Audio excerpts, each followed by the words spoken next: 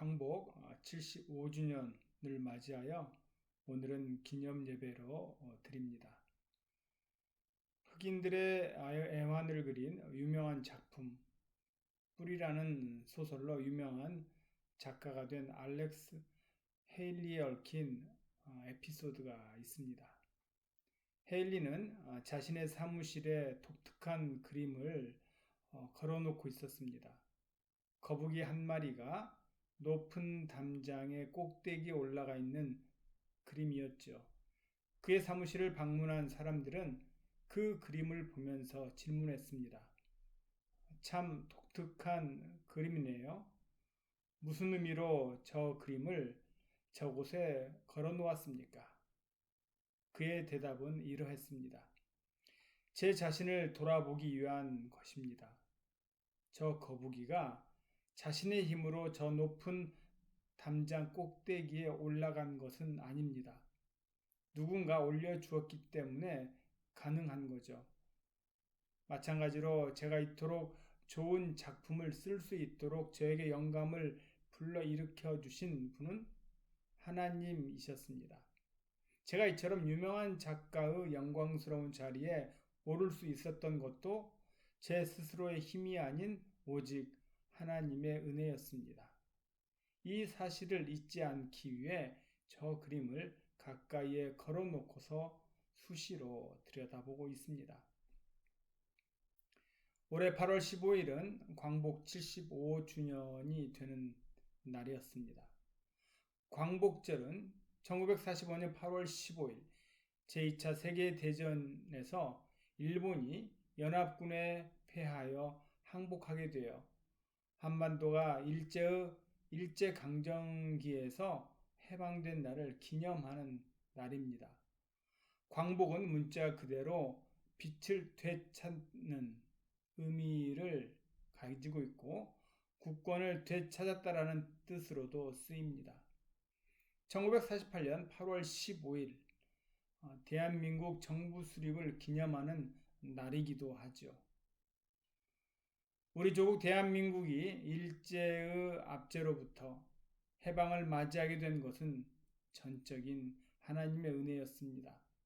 일본 제국주의 통치 아래 있었던 36년 동안의 치욕은 말로 다 형용하기 벅찬 고통의 세월이었습니다. 나라의 주권만 상실된 것이 아니었습니다. 말과 글을 빼앗겼으며 성과 이름까지 빼앗겼습니다. 남자들은 일본 군대에 끌려가거나 노무자로 강제 노역을 당하였고 꽃다운 나이의 젊은 여인들은 정신대로 끌려가 일본 군인들의 성적인 놀이객감이 되어 몸과 마음이 유린당하였습니다.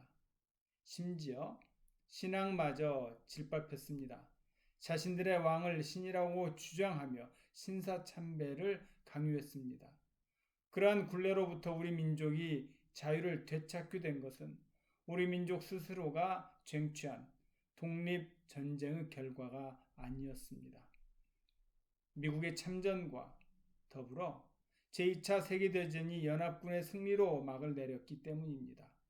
더욱 정확하게 이야기한다면 역사의 주권자 되신 하나님의 놀라우신 역사 섭리에 의해서 우리 조국의 잃어버린 주권을 되찾고 광복을 맞이하게 된 것입니다.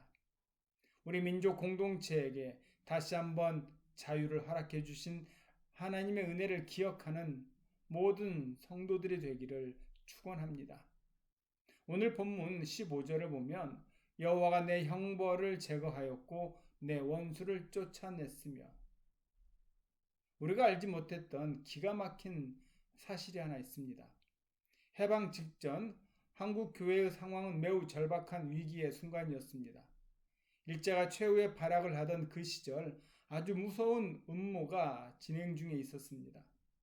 한국의 애국 지사들과 기독교계 지도자 약 20만 명을 금강산에 초청하여 대규모 수련회 개최를 준비 중에 있었습니다. 금강산 부근에 큰 동굴이 하나 있었는데 수련회에 참석한 교회 지도자들을 그곳으로 인도하여 관광하도록 한 후에 사고를 위장하여 20만 명 전체를 송두리째 생매장시킬 엄청난 음모를 계획하고 있었습니다. 그들은 디데이를 8월 19일로 정했죠. 만약 우리 조국의 해방이 불과 한 주간만 늦추어졌더라면 조국 교회와 민족 공동체는 큰 일을 당할 뻔했습니다. 그런데 8월 6일과 9일 이틀간에 걸쳐서 히로시마와 나가사키에 원자폭탄이 투하되었습니다. 그때 원폭으로 인한 사상자가 20만 명이었어요. 한국 기독교 지도자 20만 명을 생매장시키려고 계획했던 일본 당국이 하나님의 심판으로 그 숫자만큼 죽게 되었다라고 하는 것입니다. 미국의 원폭 투하로 20만 명의 생명을 한순간에 잃게 된 일본의 왕 히로히토는 1945년 8월 15일 낮 12시 정오 방송을 통하여 떨리는 음성으로 무조건 항복을 선언했습니다. 조국 대한민국이 그동안 독립을 위하여 3.1 독립 만세 운동을 벌였고 광복군도 조직하여 군사적 대응도 있었습니다.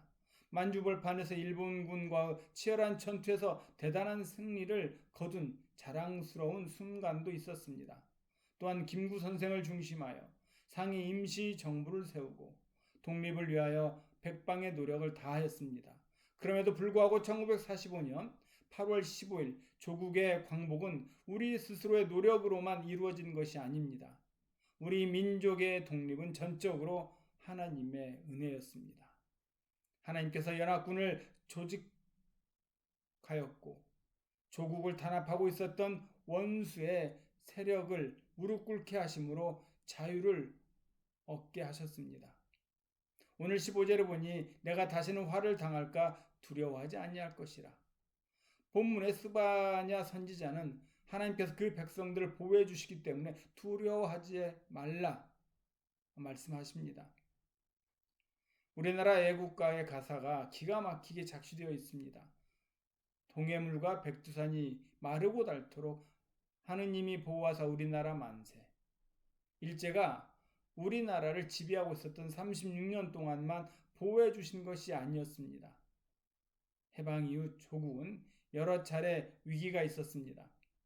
1950년 6월 25일에 일어났던 한국 동란 역시 민족 공동체 운명을 풍전등화처럼 벼랑 끝으로 몰아갔습니다. 낙동강, 이남, 부산과 제주도만 제외하고 온통 적색기 휘날리는 공산치하의 상황에서도 하나님께서는 조국 교회의 성도들의 기도를 결코 외면하지 않으셨습니다. 유엔 연합군의 파견과 인천 상륙작전의 성공으로 대한민국의 국토를 회복시켜 주셨습니다. 1997년 불어닥쳤던 IMF 경제위기 역시 하나님께서 지키시고 보호해 주사 은혜로 잘 극복할 수 있었습니다. 지금도 대한민국이 어려움에 놓여 있습니다. 들려오는 코비드-19의 방역을 아주 잘하고 있다라는 소식에 감사할 뿐입니다. 하지만 숨겨있는 큰 문제가 있습니다. 그것은 포괄적 차별금지법이 21대 국회에서 발의되었습니다. 지난 6월 29일 정의당 장혜영 의원에 의해 발의된 포괄적 차별금지법의 논의가 아주 뜨겁습니다. 이것에 대해 한번 짚고 넘어가겠습니다. 많은 분들이 포괄적 금지법을 잘 알지 못하는데 무엇일까요? 우선 헌법의 차별금지법에서 근거하고 있다는 조항이 헌법 제11조 1항입니다. 모든 국민은 법 앞에 평등하다. 누구든지 성별, 종교 또는 사회적 신분에 의하여 정치적, 경제적, 사회적, 문화적 생활의 모든 영역에 있어서 차별을 받지 아니한다. 이것이 차별금지법의 근거 조항이라고 법률안 제안자들이 말하고 있습니다. 그런데 헌법 제11조 1항의 평등은 법적 평등을 의미하는 것이고 법적 평등은 자유권 행사에 있어서의 법적 기회의 평등을 말하고 있습니다.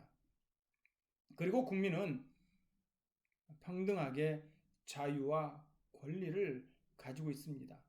국민의 자유와 권리는 타인의 자유를 침해하지 않는 범위 내에서만 보호되는 것입니다. 그렇기 때문에 자신의 권리만을 위해서 타인의 자유를 침해하지 않아야 되는 것이 국민의 헌법상 의무로서 자동적으로 도출되는 개념입니다. 그래서 이 법이 기본권을 침해하고 가장 중요한 표현의 자유를 침해한다라는 의견이 많습니다. 차별금지법에 있어서는 성적 지향이라든지 사상이라든지 종교라든지 이런 것에 대해서 정당한 비판까지도 금지시키고 있습니다.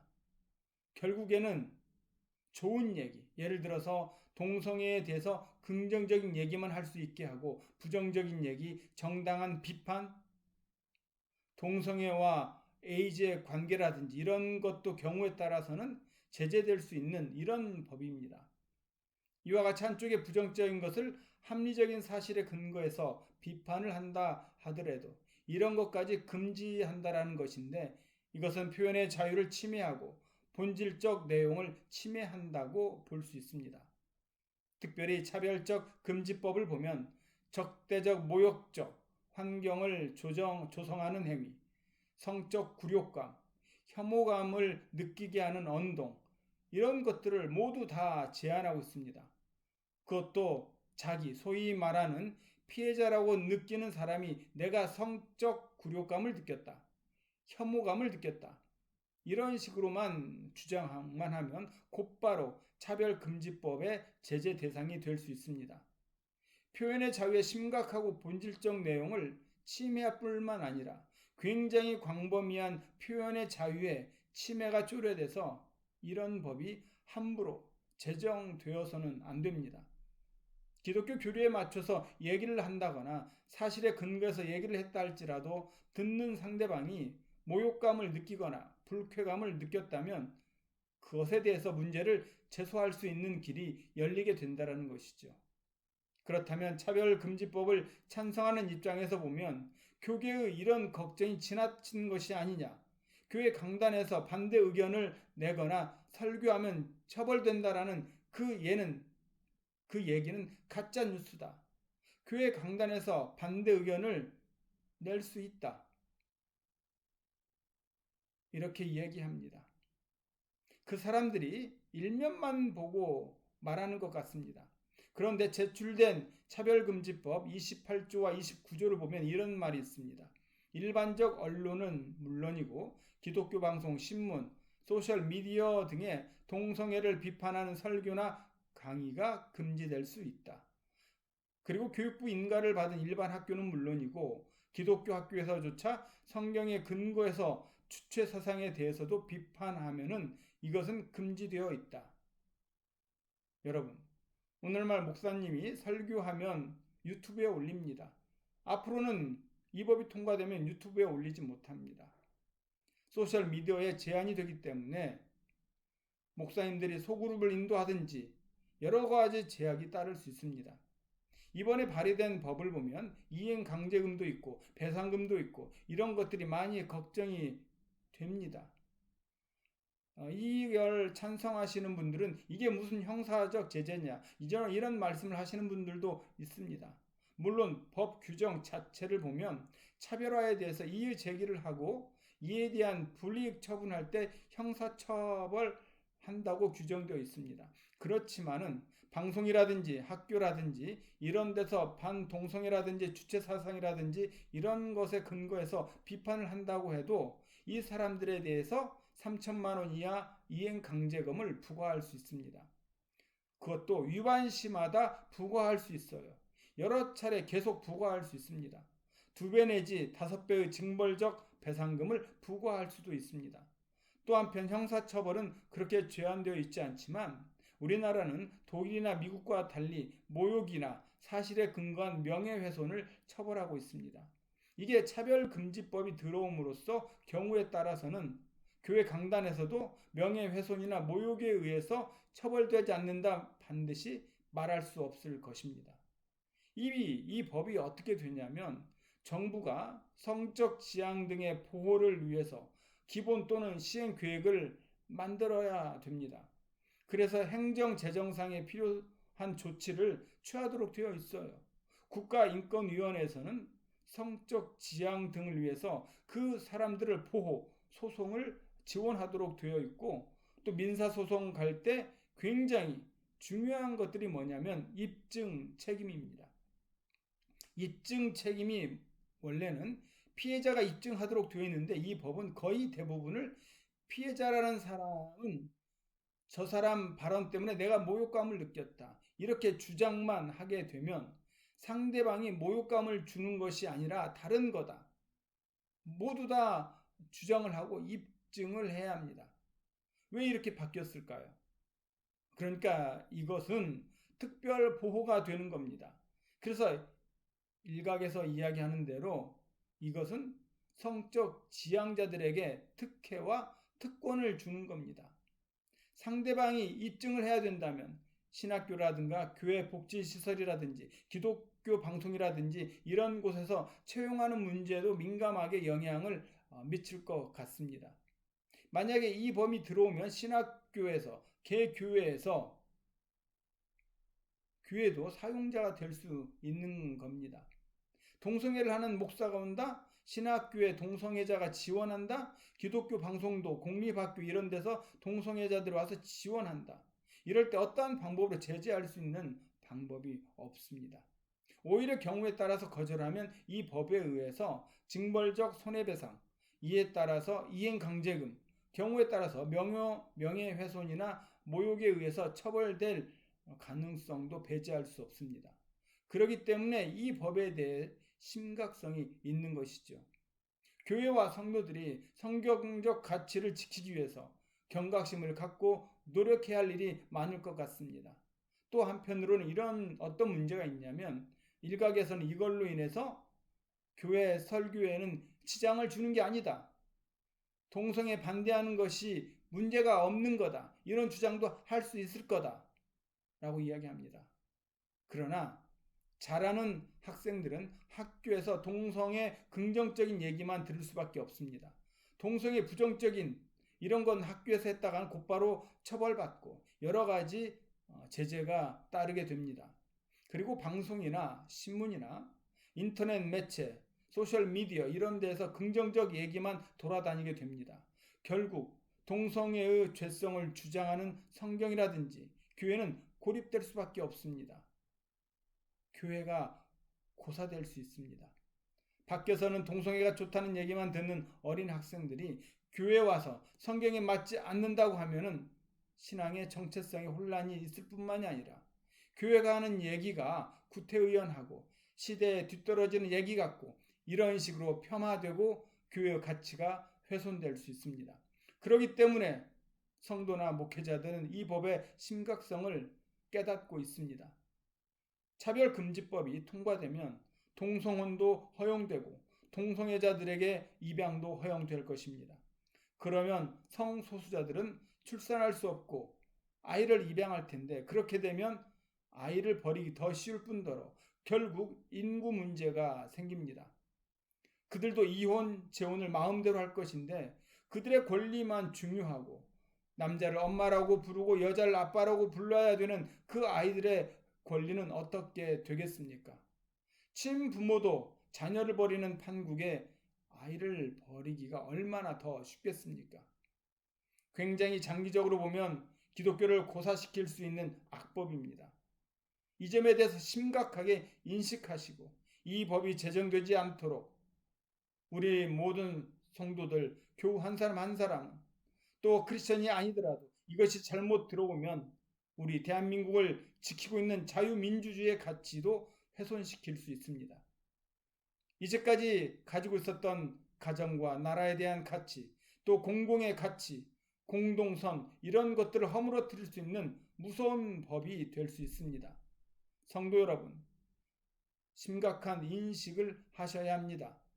또 한편으로 그래도 경우에 따라서 차별 금지가 소중한 가치가 아니냐, 평등이라는 소중한 가치가 있지 않느냐, 물론 맞습니다. 평등도 자유와 함께 굉장히 헌법적으로 소중하게 다루는 가치 맞습니다. 만약에 이런 차별 금지를 위해서 필요하다면 굉장히 국민의 자유권과 기본권을 제한하기 때문에 개별적 구체적 논의를 거쳐 허용해야 합니다. 그러나 차별금지법처럼 포괄적이고 대충 뭉퉁거려서 이렇게 들어오면 국민의 기본권을 심각하게 제약하고 경우에 따라서는 역차별을 발생할 수 있는 그런 법이기 때문에 이런 법을 제정하지 말고 국민들 합의에 걸쳐서 차별을 금지할 수 있는 개별적 입법을 해야 합니다. 자, 그러면 이런 사상, 생각은 어디에서 비롯된 것일까요? 많이들 궁금해하실 겁니다. 그 근본은 1800년대로 거슬러 올라가게 됩니다. 공산주의를 최초로 제안한 칼 마르크스가 그 장본인이죠. 마르크스가 이렇게 예언했습니다. 자본가가 노동자를 착취하는 현재 상황에서 전쟁이 일어나면 노동자는 국가를 무너뜨리고 유럽 전역에서 새로운 공산국가를 건설하게 될 것이다. 하지만 1941년 1차 세계대전이 발발하였는데 그런 일은 벌어지지 않았습니다. 오히려 노동자들은 자신의 국가를 위해서 총을 두고 나가 싸웠습니다. 이때 공산주의자, 이하 좌익들이 마르크스 예언 실패를 분석을 했습니다. 그 이유가 바로 서구 문명 때문이라는 사실을 알았습니다. 서구 문명은 기독교, 개신교와 자유민주주의 시장 경제로 이루어져 있습니다.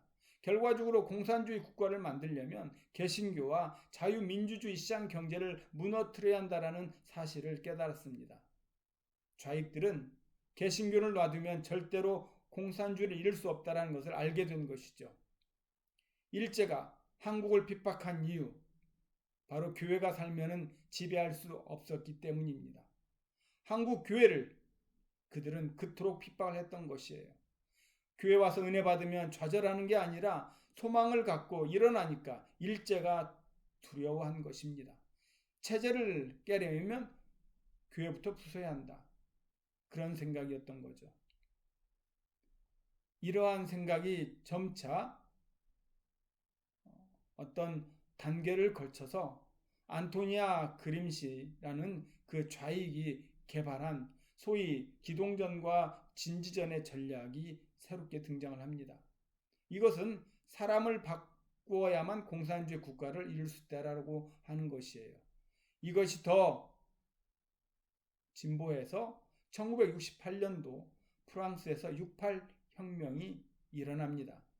이 68 혁명은 좌익들이 일으킨 개혁운동으로 기치는 모든 금지하는 것을 금지한다입니다.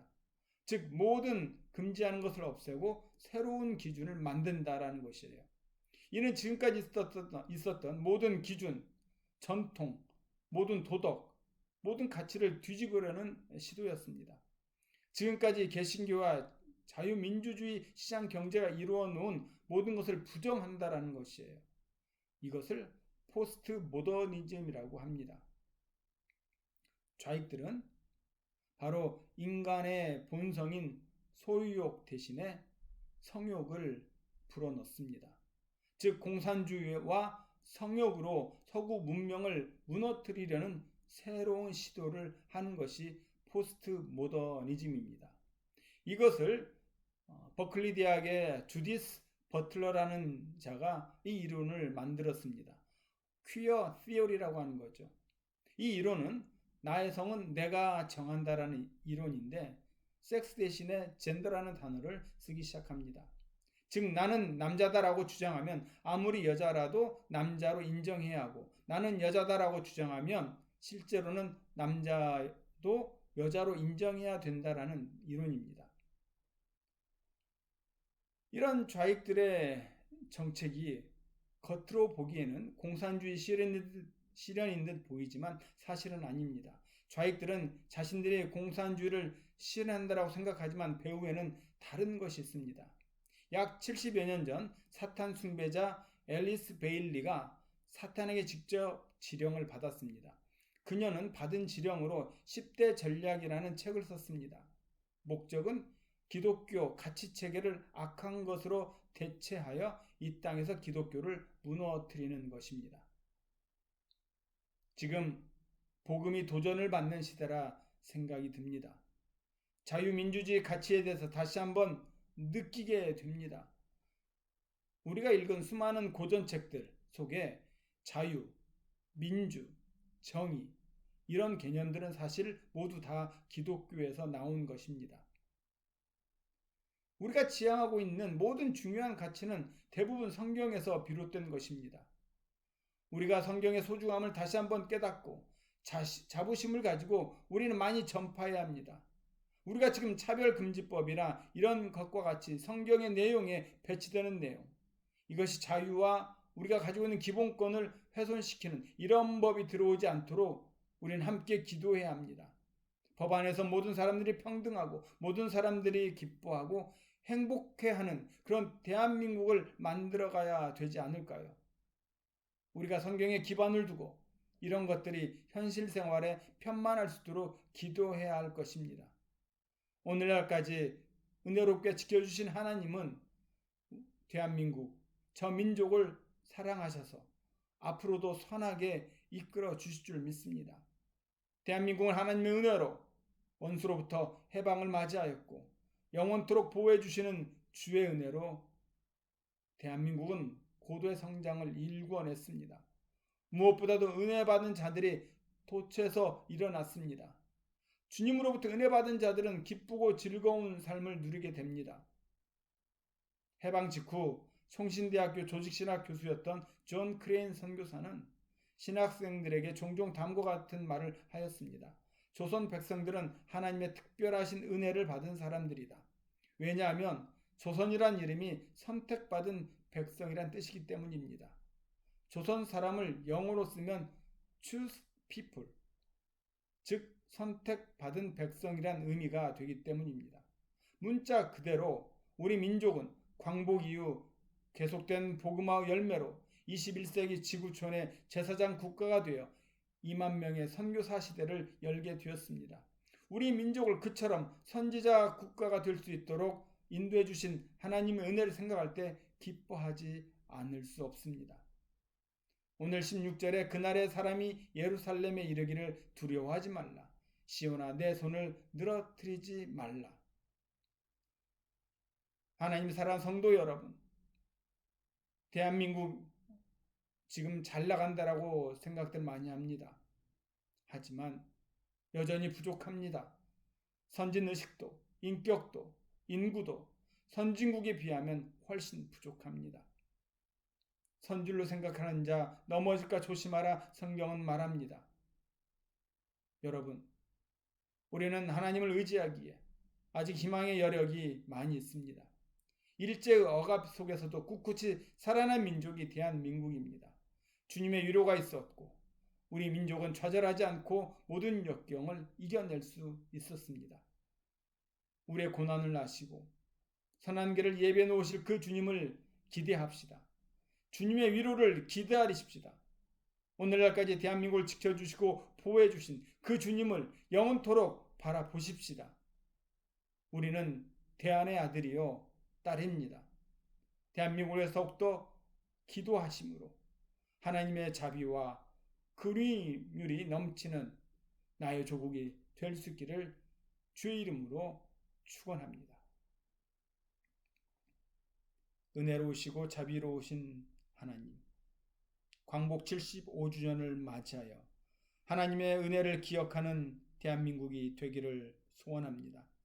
멀리 이곳에 있지만 여전히 나의 조국이 그립고 늘 기도 가운데 있습니다. 지금 들려오는 풍전등화의 위기 속에서 대한민국을 건져주시고 특별히 포괄적 차별금지법이 통과되지 못하도록 주여 막아 주옵소서. 만민이 법 앞에 평등하며 자라나는 학생들이 신앙의 정체성 위에서 바로 성장할 수 있도록 주여 굽어 살펴 주옵소서. 더욱더 끊임없는 간구와 하나님께 의지하는 저희들 되기를 간절히 소원하옵고 예수 그리스도 이름으로 감사하며 기도하옵나이다. 아멘. 모두들 안녕하십니까? 광복을 생각하시고 지금은 정말 우리 대한민국을 위해서 기도할 때입니다. 여러분의 기도는 소중합니다. 하나님은 그 기도에 응답하시고 귀한 열매를 맺어 주실 줄로 믿습니다. 감사합니다.